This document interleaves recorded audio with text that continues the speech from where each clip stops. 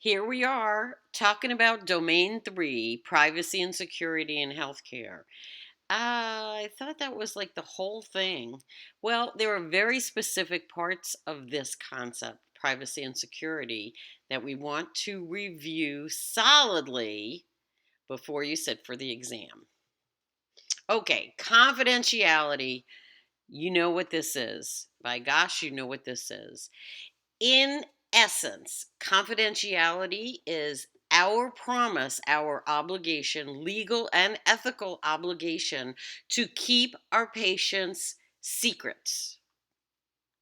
This is our obligation to make sure that we are keeping their data, their specific information protected from unauthorized users. People who do not have the right to see, cannot see. But we also have to make sure that it's available for those who need it. So confidentiality is our job to make sure that we are promising and keeping the promise to protect our patients' secrets. Integrity. Okay, so how does this work with us? Because we're not entering the data. Where this works from us is we must keep the system safe and secure so that somebody cannot sneak in and change the data. Someone who is malicious or someone who is trying to get, I mean, there are all kinds of reasons why people would do that, okay? But the fact is that our job is to make sure that when a physician puts in a piece of data and that is the correct diagnosis, for example, we must do everything to make sure that that is kept safe from anybody messing with it. It might be corruption that happens sometimes in technology. We have to do everything possible to prevent it. Certainly, we have to prevent it from getting hacked, and we also have to prevent someone coming in and altering it. Availability, as I mentioned before, in addition to protecting from unauthorized eyes, it is our job to make sure that it is available when authorized people need this information. You know, if a physician is there and needs to have the test results of the lab work so he or she can make a proper treatment plan for this patient, and the information is not there, then the information is worthless. Even though we know that it contains important information about this patient, important details that the doctor must know, but if the doctor doesn't have the information when the doctor needs the information, it is useless. Okay? If the coder does not have the information when the coder needs the information to code and put it on a claim form, then the facility may not get the reimbursement it's earned because there are deadlines on these things, and if it comes too late, sorry, okay? Availability. Access controls are one of the ways that we make sure that we are protecting the confidentiality, integrity, and availability of specific information, of specific data. This makes sure that the data is validated and that access is granted or not. And these all come under the heading from HIPAA's security rule, administrative controls, which are policies. Remember, we talked about that in Domain 2. Technical controls, these are authentication measurement mechanisms, and physical controls, card readers, biometric scanners, whatever it might be. Access control phases have these 4 parts, or phases as it says. First is identification. Who are you? Authentication. Well, we have to do something to make certain that you are who you say you are. Because sadly, some people lie. I know. Authorization. Okay, now that we know who you are and really know who you are, what are you authorized to do? Are you authorized to read this data only? Are you authorized to write into this system or into these records? Are you authorized to what? Okay.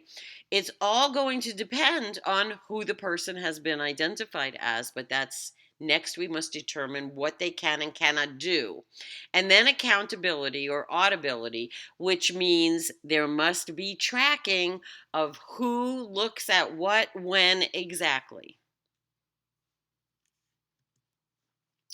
So one of the first things that we in health informatics do and in health in technology security, one of the things that we do is we must make sure that encryption is being used so that prying eyes cannot see. And if they can see, then they won't be able to understand. So there are various different types of data encryption. And encryption basically goes from readable to unreadable. And I'm sure that you have learned about the processes of the internet. And it goes from your computer through the modem or the process to get encrypted. So as it is making its way through cyberspace, it is unreadable until it gets to its destination, in which case there is an encryption key on the other side that changes unreadable into readable. That's encryption.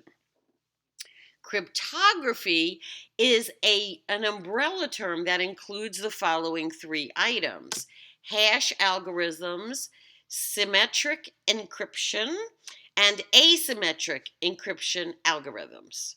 Okay, make sure you review this, and I am pretty sure it's in your textbook. Okay, but I do remember a question on my test about this.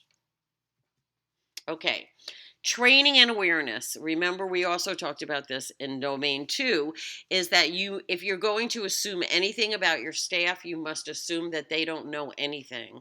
You must, and you are responsible, both legally and ethically, to train your staff and make them aware of the security protocols, how they should behave, and how they should not behave.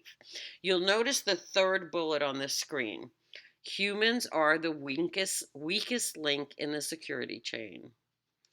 Oh boy, oh boy, oh boy. Okay? And remember, people have different perspectives. People have different viewpoints, and sometimes their viewpoints might be valid, okay? A nurse in the emergency room certainly has a right to feel that she doesn't have time to go remember to change her password and change it, then she got to remember the new one, and she's busy saving lives, and we mean that literally, and yes, we want her to do that. Okay, so we have to make it easy for them to comply, but we also have to help them understand why it's a good thing to comply. Don't just bark orders at people. Help them understand, because that is what is going to promote compliance. Logging and monitoring sounds like something that should be done in the Northwest with cut down trees. Okay, so the compute, and this is technology. Thank you very much. Technology is wonderful. We have to make sure that the audit logs are active, that they're doing their job. Oh, wait, and somebody has to actually look at them on a regular basis to find any dilemma or any divergence from what should be. User IDs usually stay the same once the individual is identified and authenticated. All right. Log on and log off dates, as well as attempted and successful and rejected.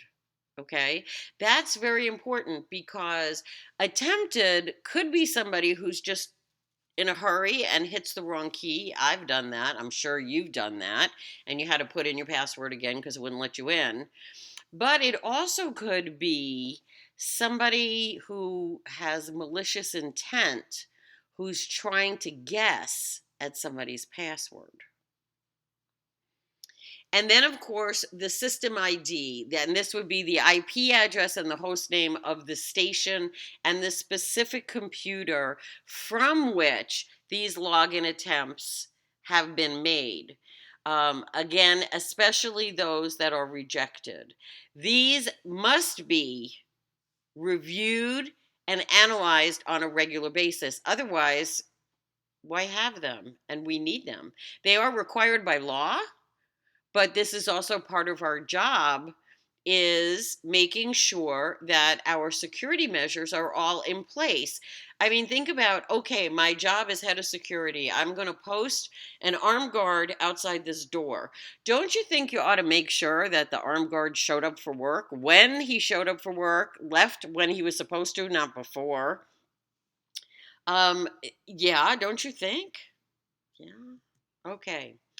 Vulnerability management. Okay, vulnerability is when the system is weakest, giving intrusion and hacking the greatest advantage.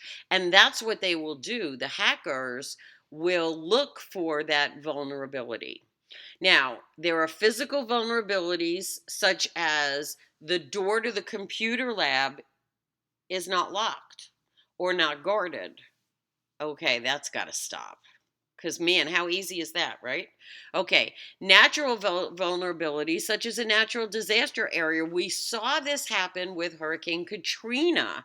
And yeah, that was a long time ago. And I hope it continues to be the most recent natural disaster. But the fact is we must make sure that we have our safeguards in place, especially when they are disasters that can be foreseen.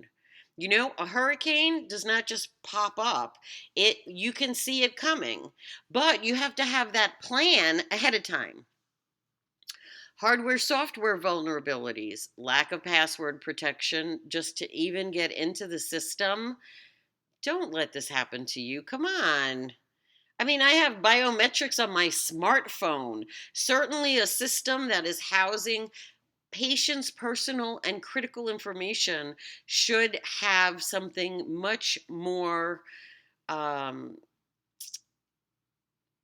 preventive, okay, much more effective. That's the word I wanted to use. Media and communications vulnerabilities.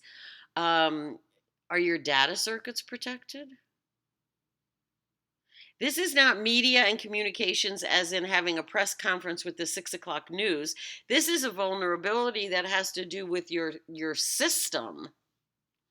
And then, oh, there they are, the humans again. Okay. And you know what? Most people are good and honest and want to do the right thing. But if they don't know what the right thing is, how can we expect them to do the right thing? Oh, that's your job to tell them, to teach them. All right, system recovery, documenting a crash or a glitch or whatever it might be, testing the system to find out what went wrong, how to prevent it in the future, and certainly to fix it to ultimately get to restoration. Oh, and don't forget backup, backup, backup. Segregation of duties. This primarily has to do with money, okay? Checks and balances, though. This has also to do with identification and authentication of humans, okay? This also has to do with security checks of the system upgrades. There needs to be checks and balances. In other words, one person should not be totally responsible for any safeguard. There should not be one person that has the combination lock to the safe. Okay. One person has the key to the room in which the safe is, and the other person has the combination to the safe. That's the segregation of duties. So that is expected to limit the opportunity for wrongdoing because the two individuals would have to collude with each other. And hopefully you're better at that than in hiring. Job rotation is a good thing. So people learn different jobs. This is important so that you can get someone to fill in for someone else if they're out sick or on vacation. And you also want to make sure that people take mandatory vacations. We have learned in healthcare that this is important to restore the body, to restore the mind. And it also gives that opportunity to have someone else come in, fill in, and double check. What's this guy been doing? Yikes. Okay.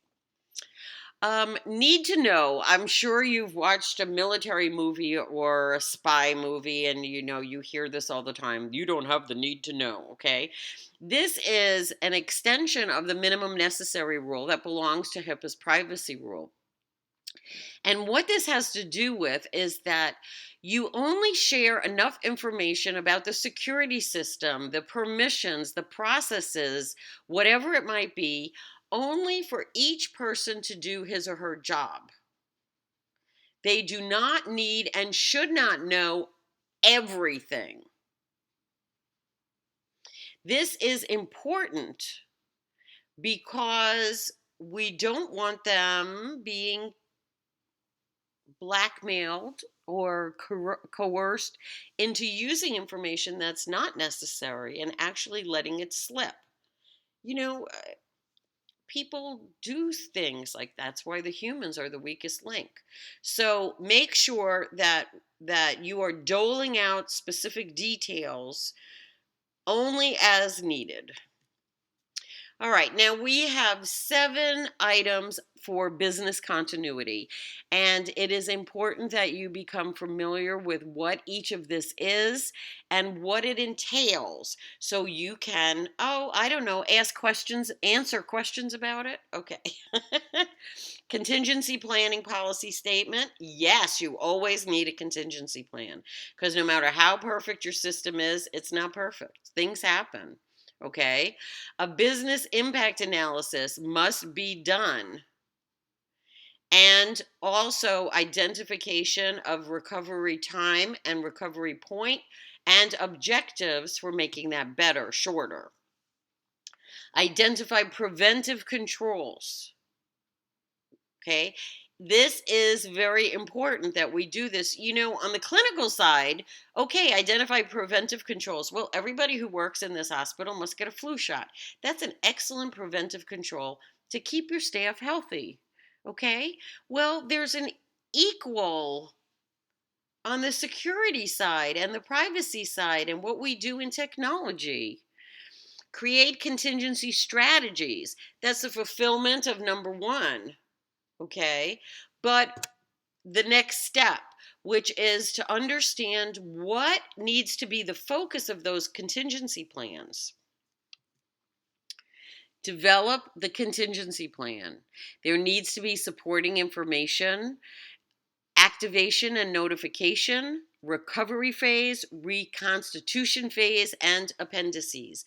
This needs to be complete, and yes, it needs to be done, and it needs to be updated on a regular basis. Now, usually when we say regular basis, that might be once a year, once every couple of years, or when the information system changes in such a way that it would affect the contingency plan. Included in this will be backups, okay? Downloading and restoring from backups. How to do that, where to do that, who's authorized to do that. And the last 2 items on this business continuity plan are ensure plan testing, training, and exercises. You have to have a mock. You have to try it out. You don't want to be 5 inches of water trying to figure out how to back up your system, saying, well, I should have paid more attention in that training. Okay. and ensure plan maintenance, because we all know that this is very important. When the WannaCry ransomware struck in 2017, the reason why 19 hospitals in England had to shut down was because they did not upgrade their systems. Over a course of years, they didn't do any upgrades. So this is very important that this is written down. This is in the plan. This is in the continuity plan. This is mandatory, and you must not only think it up, you must write it down. You must make sure it is done. Data retention and destruction, those are two opposite things. When do we keep it? When can we get rid of it? Because remember, we are talking about big data. Even if you were working with data for a one physician office in a rural town, it's certainly going to, cumulatively speaking, become a huge amount of data. Now, generally speaking, with technology being the way it is, and how much a little jump drive or thumb drive can hold, this certainly shouldn't, certainly shouldn't be the problem that it used to be years and years ago when things were on paper. However, there still needs to be a plan. This still needs to be planned for. And there are laws with regard to retention and destruction. First of all, destruction of paper protected health information. It must be cross-cut, shredded, and pulped, and this must be documented and signed. EHR files can be cleared, purged, and then destroyed. And I remember a question about this too. And destruction always must be documented and certified. This is legal documentation.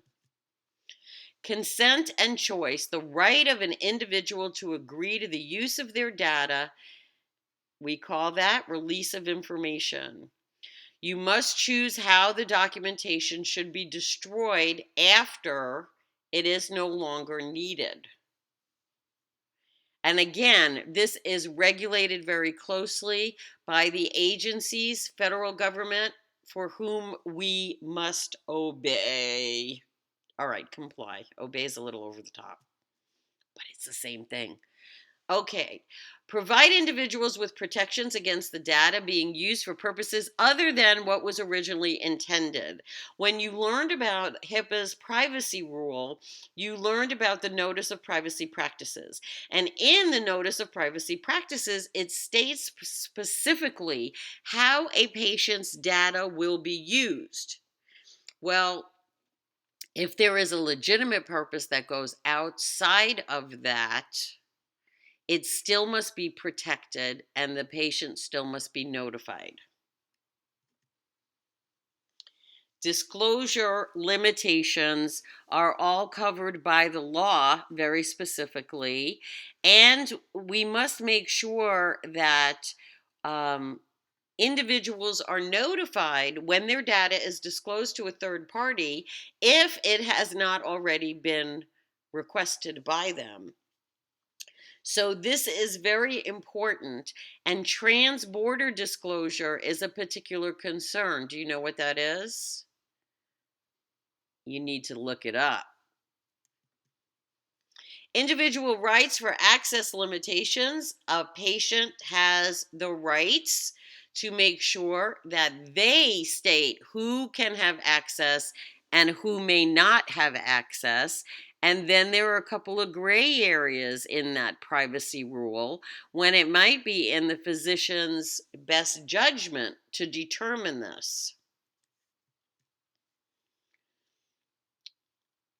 People deserve the right to be assured that security is in place and that their data is being properly protected from people who should not see their personal information.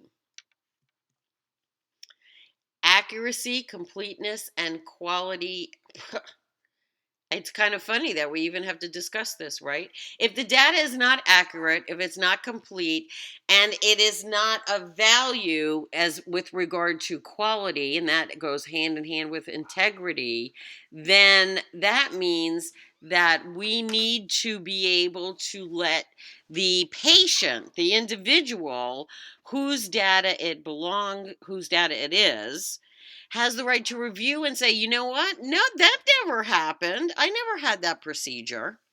So there needs to be a way, a setup, a system for them to lodge a complaint and request a correction. There must be someone with the authority to implement and maintain the privacy principles. When you learned about HIPAA's privacy rule, you learned that a privacy officer had to be designated and named. That's what this is.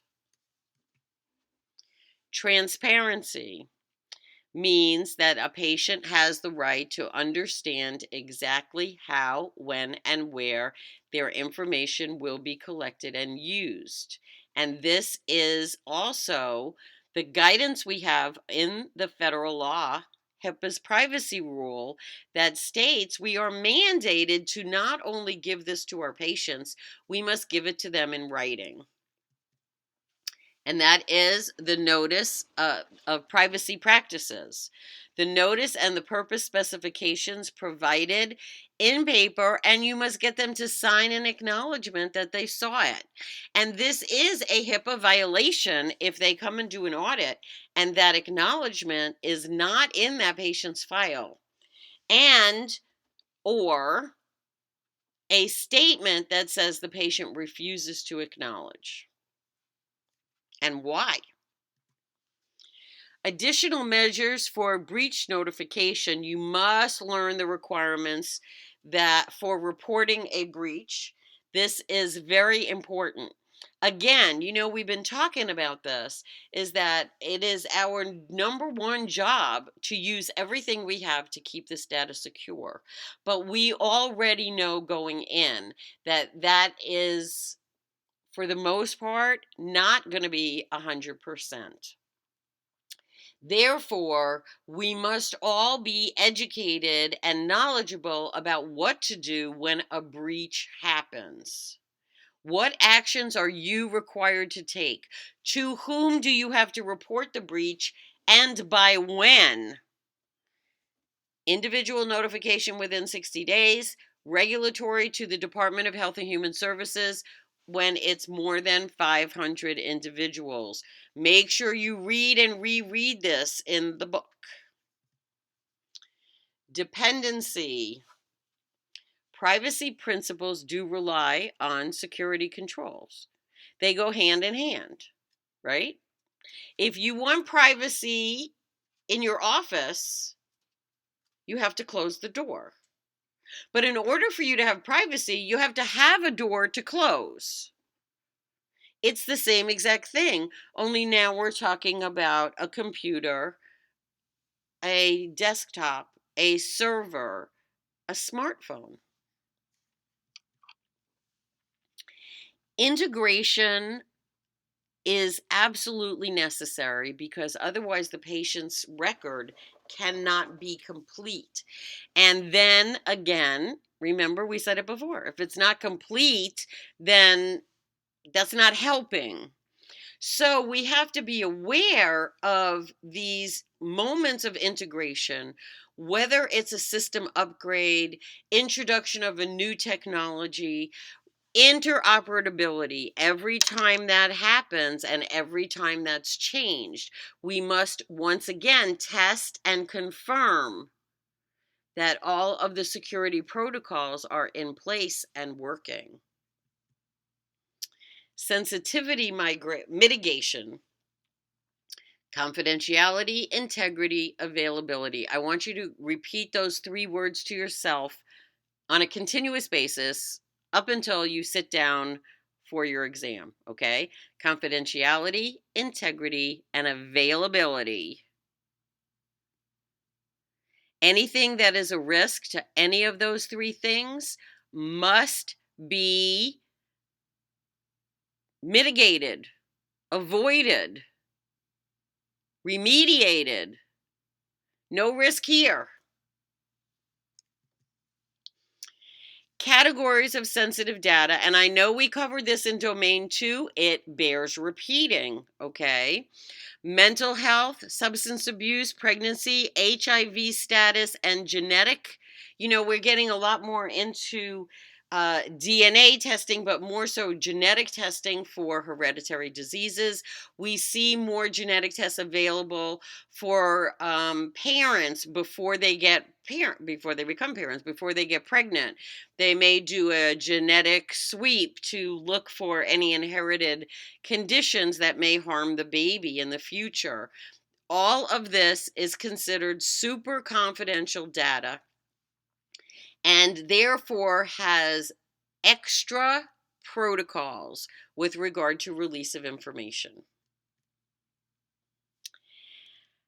Security and privacy terms are very familiar and should not be new to you, but make sure that you are comfortable with these terms, what they mean, who they are, and the essence of how they are involved in our responsibility in healthcare security and privacy.